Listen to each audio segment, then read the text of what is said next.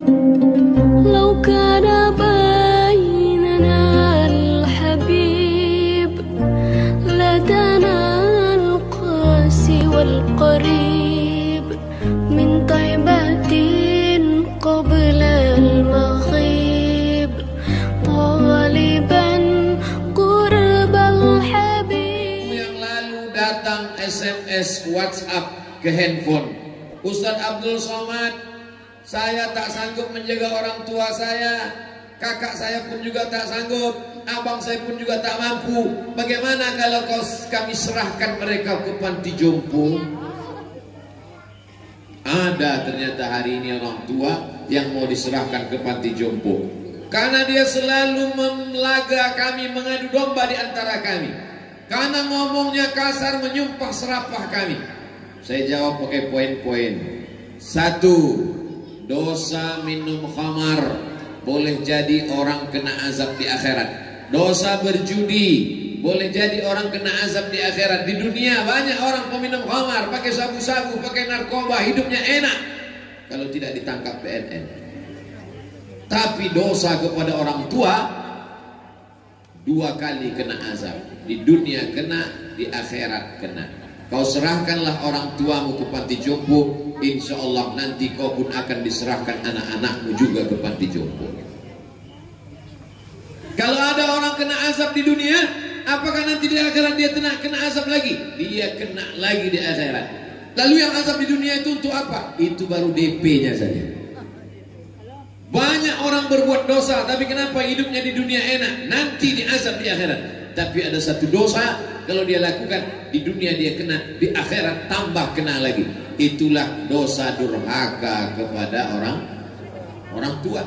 Malam ini kita sedang ditunjukkan bagaimana berbakti kepada orang tua. Apa hukum membangun bangunan seperti ini? Tanahnya tanah wakaf tak boleh, karena tanah wakaf milik umat Islam. Kalau kita bangun kubah di tanah wakaf milik orang, maka banyak orang lain mau dimakamkan di sana.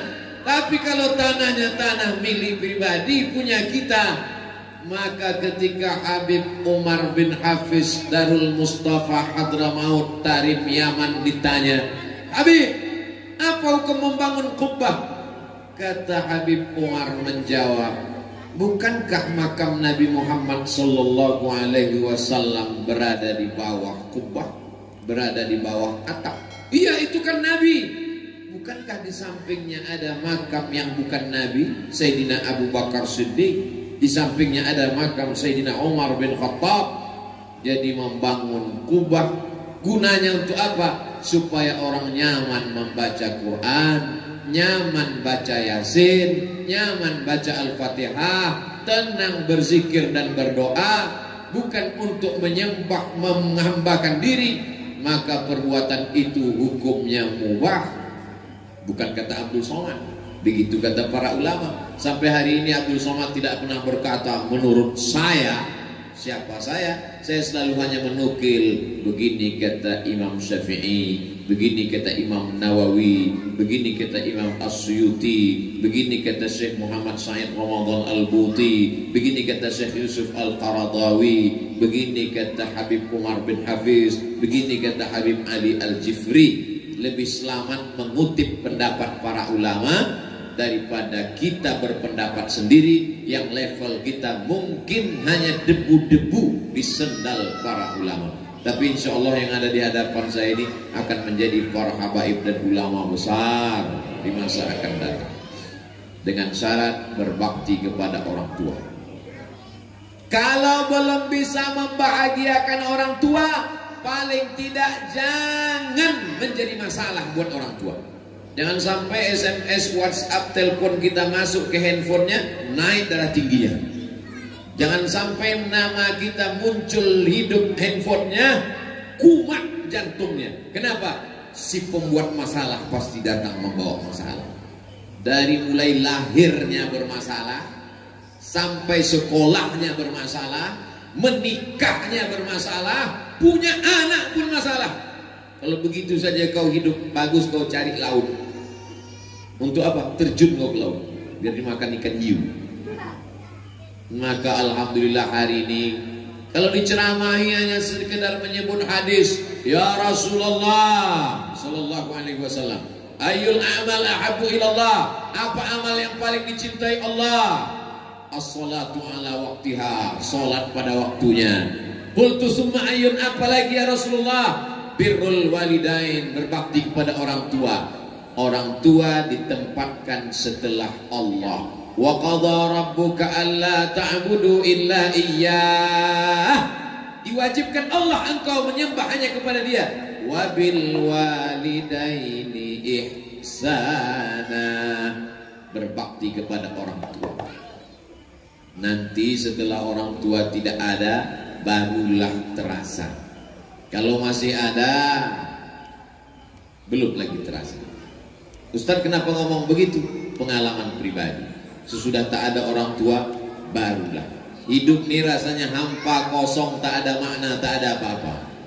Setelah dia tidak ada, maka yang masih punya orang tua, cium tangannya, cium keningnya, peluk tubuhnya, belikan makanan yang paling enak, kasih, beri ke dia.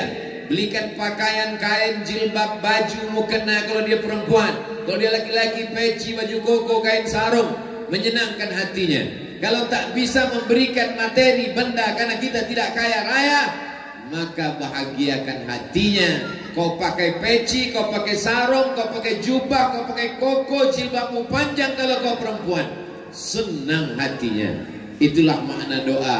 Rabbana hablana min azwajina wa dzurriyyatina qurrata a'yun, sejuk dipandang mata. Datang bapak-bapak umur 70 tahun. Ustaz Abdul Somad tahu arti qurrata a'yun? Ya, qurrata a'yun itu artinya sejuk dipandang mata. Pernah mata Ustaz sejuk? Belum. Hati saya sejuk Pak Ustaz. Kapan itu Pak Haji?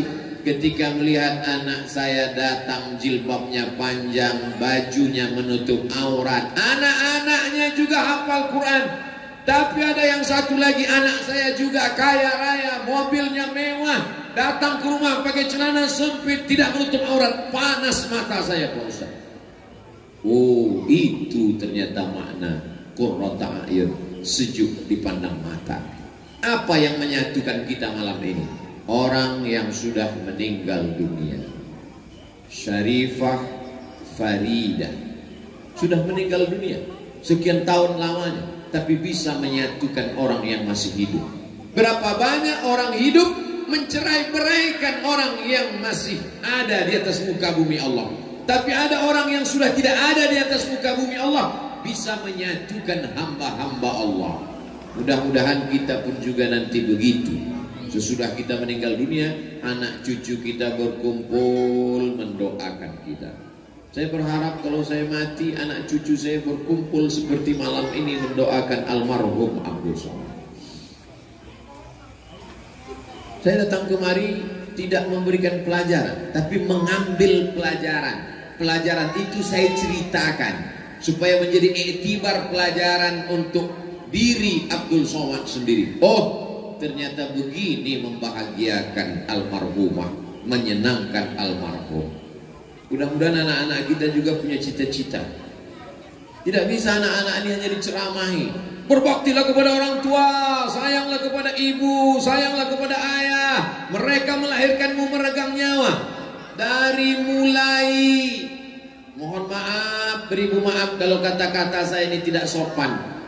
Dari mulai engkau bersemi di dalam perutnya, dia mulai mual. Kenapa dia mual?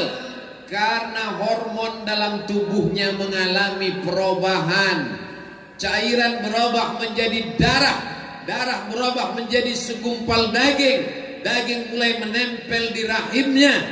Lalu kemudian engkau membesar di dalam rahimnya yang awalnya kecil, lalu kemudian lebih besar daripada usus. Akhirnya tulang belakangnya membengkok, mual, muntah, sakit tulang, sakit nyeri, sampai akhirnya 9 bulan 10 hari. Inilah yang tak bisa diceritakan Abdul Somad karena dia tak pernah merasakannya. Nanti kalau saya ceritakan kata ibu-ibu, macam pernah aja dia merasakan. Tapi kalau ada laki-laki yang mau merasakan, bisa. Pulang dari sini, beli kelapa muda, jangan dibelah, ikat di perut 9 bulan 10 hari. Bagaimana dia keluar? Berapa jahitan robek kulitnya, meregang nyawa, taruhannya mati. Waktu itu belum ada lagi operasi sesar. Bukan seperti sekarang. Kalau sudah sekian jam tidak melahirkan, maka suami dipanggil, bapak, ibu, keluarga, apa kata dokter SPOG, spesialis kandungan. Mohon maaf, ini mesti disesar, belah, lahir. Zaman dulu tidak ada, taruhannya cuma 2, melahirkan atau mati dalam kandungan. Akhirnya keluar judul sinetron, Beranak Dalam Kubur. Itu pelecehan. Mana ada orang beranak dalam kubur? Menakut-nakuti orang jadi hantu. Orang yang meninggal dalam keadaan mengandung, matinya mati syahid. Apa makna mati syahid? Syahid artinya dia syahid melihat tempatnya di dalam surga. Sebelum dia mati meninggal, malaikat mengepakkan sayapnya. Inilah tempat engkau nanti. Kita, jangankan tempat kita di surga, tempat saya ceramah besok subuh pun saya tak tahu tadi mana. Baru sekedar dapat jadwal saja. Tempat pesawat apa untuk pulang hari Kamis pagi pun tak tahu tahsidnya nomor berapa. Tapi orang yang mati syahid karena mengandung, maka dia melihat tempatnya di surga. Syahid bermakna syahid, mashhud. Dia dipersaksikan oleh para malaikat. Mudah-mudahan ibu-ibu, saudari-saudari kita yang meninggal dalam keadaan mengandung menjadi orang yang syahid dan bisa memberikan pertolongan nanti kepada kita di hadapan Allah Subhanahu wa taala. Meninggal anaknya yang dikandung 9 bulan 10 hari, dilahirkan meregang nyawa, mati menghadap Allah Subhanahu wa taala. Anak itu tak berdosa. Lalu diperintahkan Allah anak itu supaya masuklah kalian ke surga wahai anak-anak. Apa kata anak itu? Dia tarik ujung jubah ibunya. Aku hanya mau masuk surga bersama ibu yang pernah mengandung dan melahirkanku. Anak-anak kecil bisa memberikan syafaat, tapi dengan syarat dan ketentuan berlaku. Ibunya juga pakai hijab, sholat, bukan ibunya pakai rok pendek TikTok ditarik masuk surga. Ini semua perlu dipahamkan bahwa menjadi perempuan suatu kehormatan. Ya Rasulullah, man ahaqqun nas bi husni suhbati. Siapa orang yang paling layak menerima baktiku? Ummuka, ibumu. Summa man, siapa lagi? Ummuka, ibumu. Summa man, siapa lagi? Ummuka, ibumu. Barulah bapak. Ibu dapat 3. Ibu mengandung, ibu melahirkan, ibu menyusukan. Itu mengapa ibu dapat 3. Kami yang laki-laki cuma dapat 1 saja. Saya sudah bolak-balik mencari dalil gimana caranya supaya saya dapat 3 juga, supaya saya bisa menasihati anak saya, kau mesti berbakti kepadaku, berbakti kepadaku, berbakti kepadaku. Ya, tapi belum pernah saya sampaikan. Saya takut dia nanya dalilnya. Beruntung tak jadi ibu-ibu. Beruntung. Maka ibu kalau mau anaknya berbakti kepada orang tua, tanya keluarga almarhumah Syarifah Faridah bagaimana mendidik anak supaya berbakti kepada orang tua. Berapa banyak hari ini ibu-ibu ngasih uang ke anaknya, tolong belikan mie ayam. Begitu anaknya pulang sampai sholat subuh, jangankan mie ayam, mie instan pun tak dia bawa. Duitnya dari ibu, ibu masih hidup, tapi dia sudah lupa kepada ibu. Tapi malam ini kita dipersaksikan sudah meninggal dunia sekian tahun, masih ingat dengan almarhumah ibu. Bagaimana caranya membuat anak ini bisa ingat? Mengalir darah ibu dalam badan anak ibu. Dari mana Ustaz tahu darah ibu mengalir di badan anak? Karena ibu menyusukan anak. Haulaini kamilaini liman arada ayyutim marradha'ah. 2 tahun menyusukan anak. Susukan anak Anda 6 bulan. Didiskon oleh Dinas Kesehatan. Ustaz tahu dari mana? Saya dengar radio RRI. Susukan anak Anda 6 bulan, ASI eksklusif. Tulangnya akan kuat, selamat dari osteoporosis. otaknya akan cerdas, dan dia aman karena imunnya kuat. Hubungan emosional anak yang disusukan ibunya lebih kuat. Jangan sampai anak ibu pulang ke rumah tidak memeluk ibu, tapi memeluk kaleng, karena dia minum susu. Masih syukur dia minum susu kaleng. Kalau dia pulang meluk kambing, gara-gara minum susu.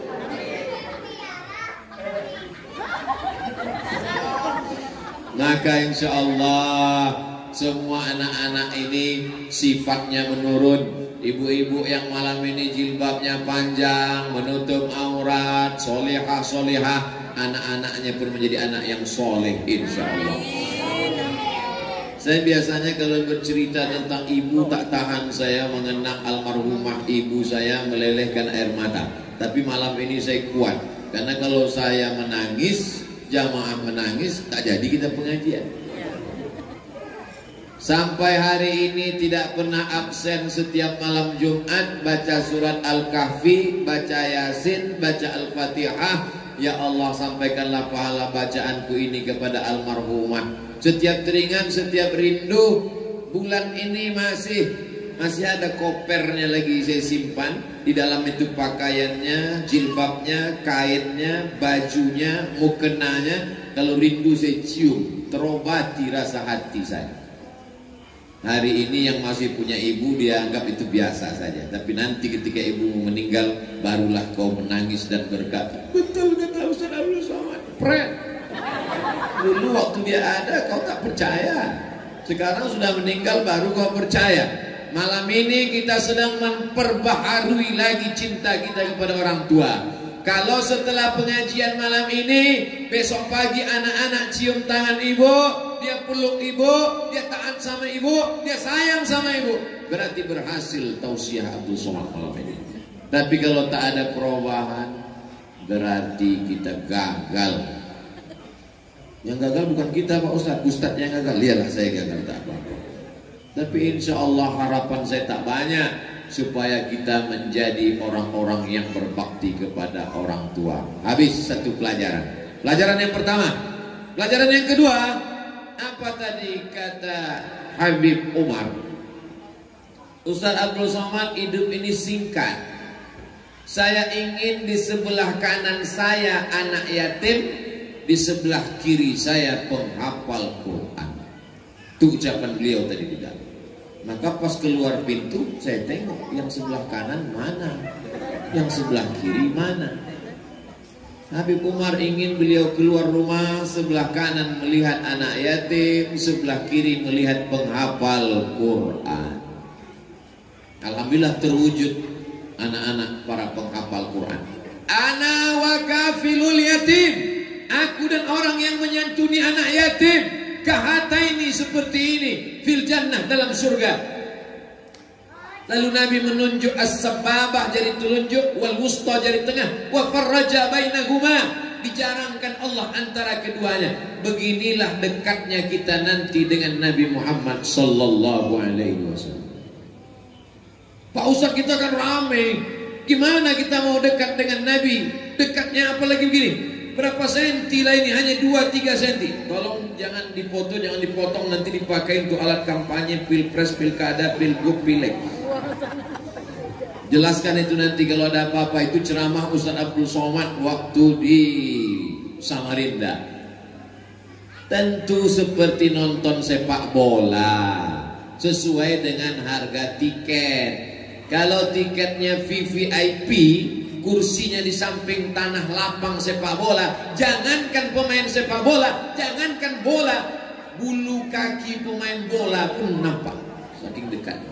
Tapi kalau tiketnya tiket ekonomi, dari luar stadion nonton pakai layar tancap, kadang-kadang bolanya bulat, kadang-kadang lonjong, dihembus angin melayang sekalian. Ara'aital ladzi yukadzibu biddin, tahukah kamu siapa itu orang yang mendustakan agama? Orang yang mendustakan agama bukan orang mengolok-olok agama. Orang yang mendustakan agama bukan orang yang gak sholat.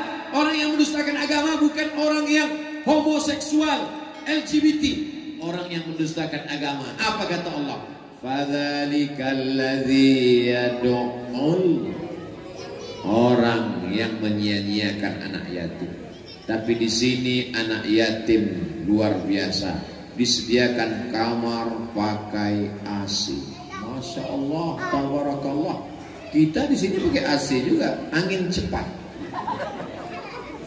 Dimuliakan anak yatim, dihormati. Hari ini ada orang yang menganiaya anak yatim. Anak yatim tidak bisa bayar uang sekolah 3 bulan, diusir, tidak boleh ikut ujian. Anak yatim disepelekan, diremeh-temehkan. Saya nanya ke mantan anak yatim, maksudnya dia sudah akil balik, sudah dewasa, sudah kerja, sudah punya anak istri. Bapak selama jadi anak yatim, apa yang paling menyedihkan? Yang paling menyedihkan Pak Ustadz, ketika mau bulan puasa, dipanggil di masjid, dipajang di depan orang banyak, dikasih duit 20.000, malunya minta ampun. Malam ini kita sedang diajarkan cara memuliakan anak yatim, sekolahkan gratis, kasih kamar pakai AC, didik pendidikan SD, SMP, SMA, aliyah, kuliah, sampai dia menjadi orang yang berhasil. Dokter yatim, polisi yatim, tentara yatim. Nanti ke depan dia pula yang akan menyantuni anak-anak yatim, dan pahalanya mengalir kepada orang yang awal mengajarkan dia. Man sanna fil islami sunnatan hasanatan, siapa yang mengajarkan tradisi yang baik, dia dapat pahalanya. Wa ajru man amila biha min ba'di, orang yang meneruskannya setelah dia meninggal dunia, pahalanya tetap mengalir. Sampai kapan? Sampai malaikat meniupkan sangkakala, hancur semesta alam. Disitulah baru putus pahalanya, dan di surga dia akan mendapatkan tempat paling dekat, aqrabu majlisan, majlisnya paling dekat dengan Sayyidina wa Maulana Muhammad sallallahu alaihi wasallam. Pak Ustadz, kami nggak punya uang, banyak-banyak sholawat. Allahumma sholli ala Sayyidina Muhammad wa ala ali Sayyidina Muhammad. Allahumma sholli ala Sayyidina Muhammad wa ala ali Sayyidina Muhammad. Sholawat pun nggak bisa juga Pak Ustadz, mati aja.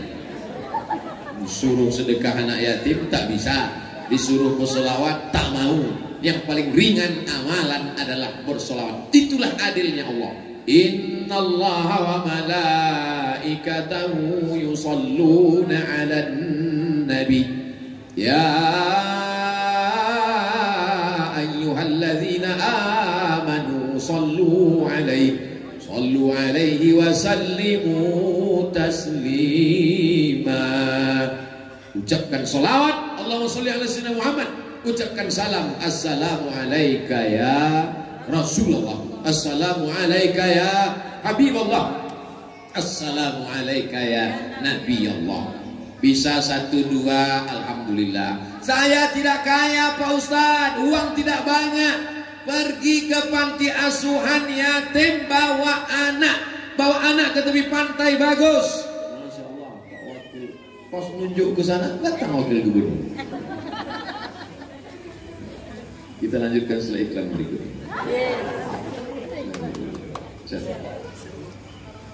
Tuh. Masya Allah. Sini Pak, sebelah sini. Biar bagus fotonya, satu di kanan. Biasanya ceramah ini kalau berhenti diulang lagi dari awal.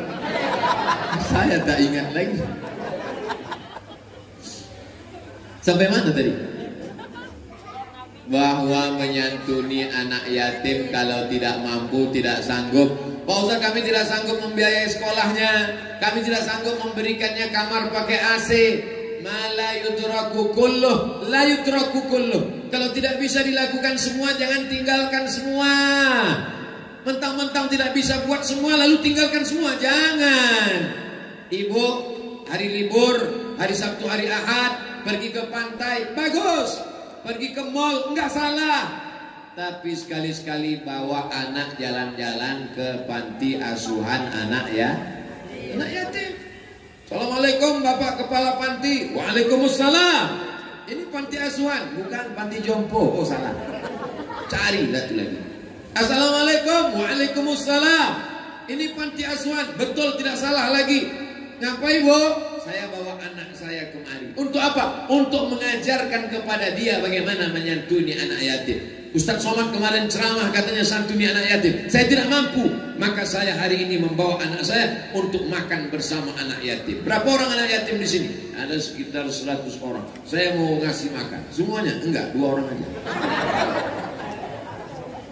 Ibu 1 bungkus, anaknya 1 bungkus, anak yatim 2 orang, makan bersama.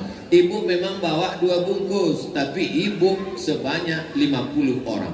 Berarti berapa bungkus? 100 bungkus. Tetap bisa berjamaah. Yadullah ma'al jamaah. Allah akan memberikan pertolongan bersama jamaah.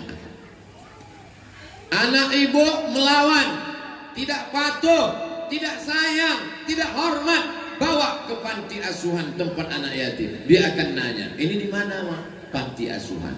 Kenapa mereka di sini? Ayahnya meninggal, emaknya meninggal. Kau pun kalau macam-macam, ku tinggalkan di sini. Pulang dari sana, anak ibu akan lebih sayang kepada ibu.